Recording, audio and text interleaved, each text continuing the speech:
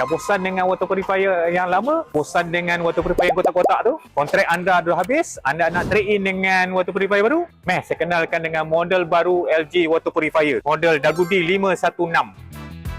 Apa yang best tentang water purifier LG ni? Saya terangkan kepada anda. Yang pertama, model ni dilengkapi dengan 3 jenis suhu. Ada air panas, ada air ambient, ada air sejuk. Air panas dilengkapi dengan 3 suhu. 40 untuk susu baby, 75 untuk tea, dan 85 degree untuk kopi. Untuk air ambient ni, anda tak perlu risau kerana air ni adalah unlimited. Anda boleh buat pilihan kuantiti volume yang anda nak, dan jika anda nak air lebih daripada 1000 ml, ada pilihan 3 minit air. Dia boleh guna antara ambient dan juga cold.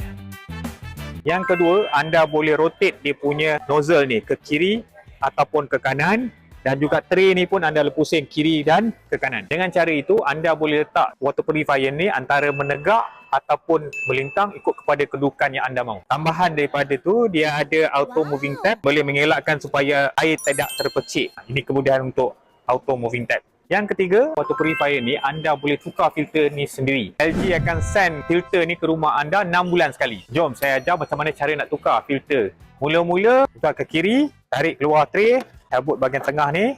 Lepas tu buka filter ni sebelah kiri.